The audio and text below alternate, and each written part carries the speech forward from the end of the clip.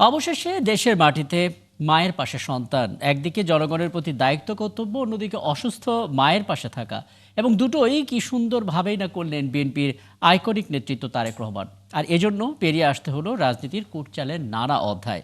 এবারকার হাসপাতালে মা এবং সাবেক প্রধানমন্ত্রী বেগম খালেদা জিয়ার খোঁজখবর নিয়ে তারেক রহমান বাসায় পৌঁছান রাত ঠিক 8:30টার দিকে। আরও জানাচ্ছেন সহকবি মোহাইমিনুল খান অপু। সন্তান হিসাবে আমার মন আমার মায়ের বিছানার পাশে পড়ে আছে সেই হাসপাতালের ঘরে, কিন্তু সেই মানুষটি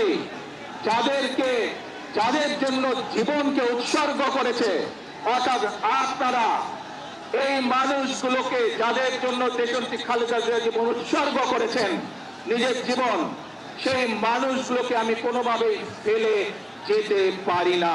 একদিকে দেশের জন্য দায়িত্ব কর্তব্য পালন, অন্যদিকে মমতাময়ী মায়ের অসুস্থতা। দেশ ধর্ম পালন করে অবশেষে মায়ের জন্য যাত্রা। পথে পথে নেতাকর্মীদের ঢল। পূর্বাঞ্চলের ৩৬ জুলাই এক্সপ্রেসওয়েতে সংবর্ধনা শেষে এবার কেয়ার হাসপাতাল। রাস্তা যেন শেষই হয় না। কয়েক কিলোমিটারের রাস্তা পাড়ি দিতে সময় লাগে 2 ঘন্টারও বেশি।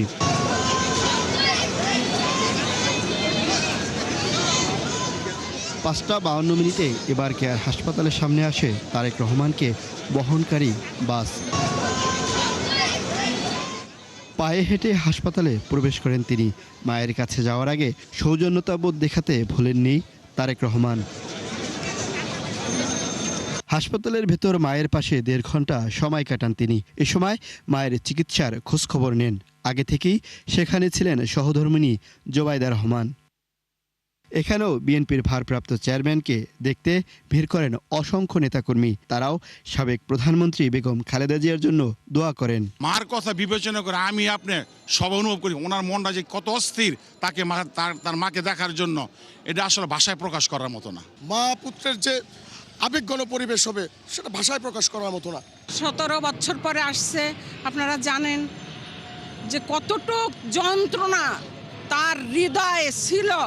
মহান আল্লাহ তাআলা স্বয়ং এই মাটিতে আনছে। দলমত নির্বিশেষে তার কোনো, আমি মনে করি, শর্ত নেই, এবং এই জনগণের দোয়ার বরকতি তাকে আল্লাহ রব্বুল আলামিন সুস্থ রাখছে। পরে সন্ধ্যা 7:30 হাসপাতাল থেকে বের হন তারেক রহমান। এবার যাত্রা বাসভবনের দিকে। এখানেও নেতাকর্মীদের ভিড় ঠেলে গুলশানে পৌঁছান তিনি রাত 8:30টার দিকে। মোহাইমিনুল খান অপু, 71, ঢাকা।